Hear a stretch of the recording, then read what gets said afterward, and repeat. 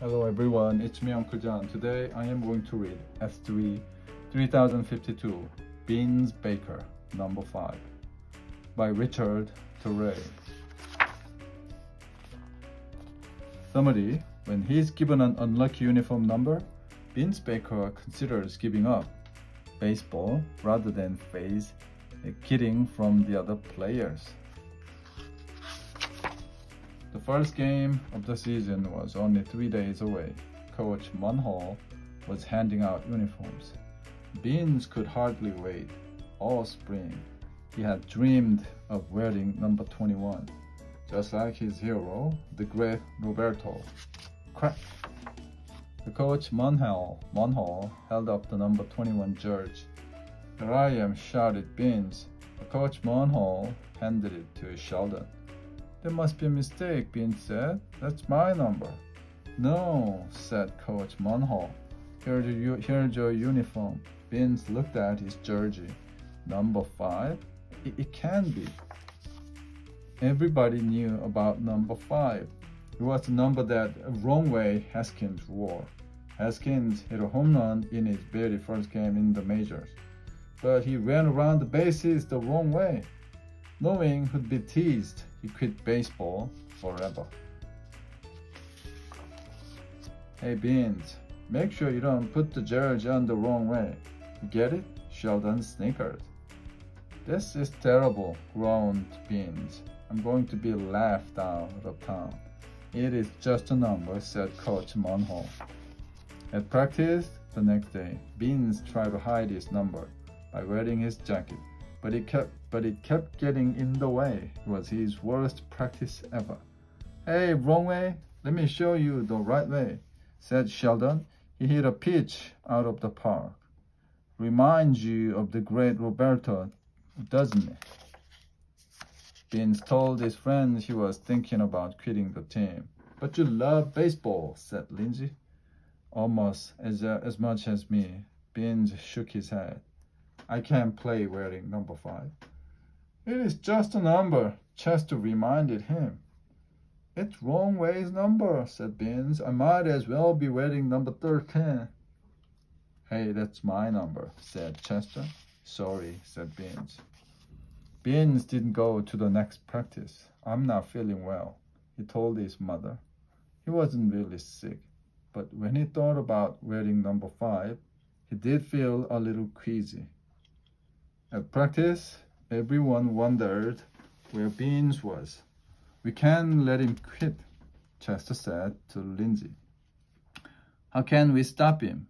"I have an idea," said Lindsay. "Here's the plan."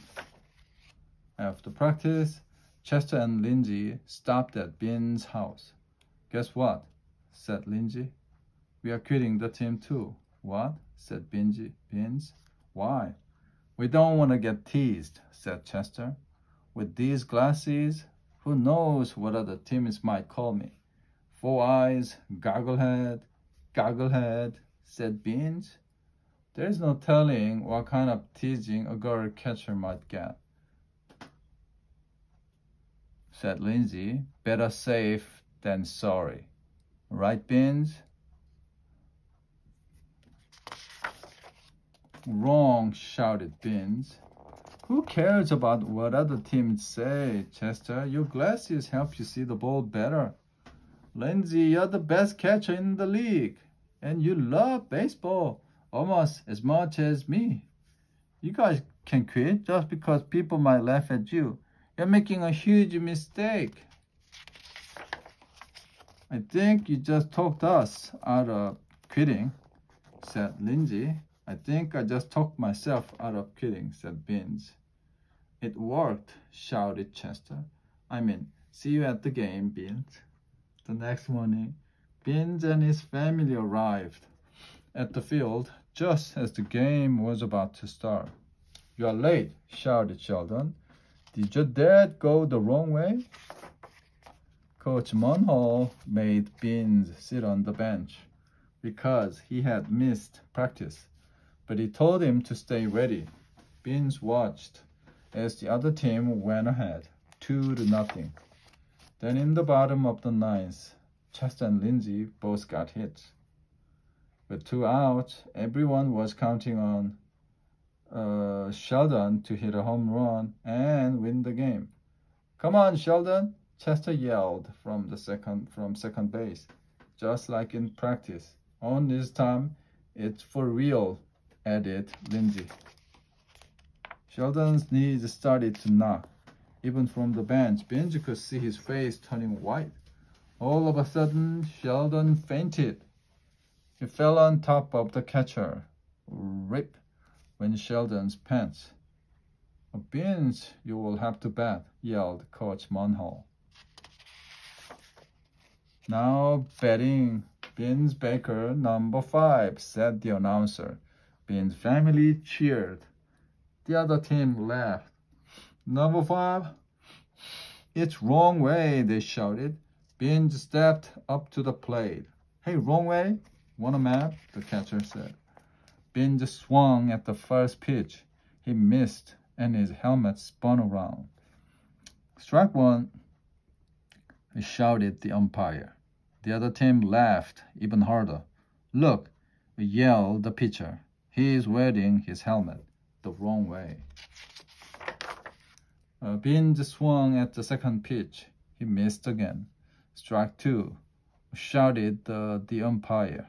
"Maybe he's holding the bat the wrong way." The shortstop hollered. Binge took a deep breath and waited for the third pitch. Clip! Binge hit a ground ball. It skipped toward the first baseman. "I'm out," thought Binge, but the ball hit the first baseman's knee and bounced high in the air. "The run!" shouted Coach Munhall. Binge was already running, rounding first base.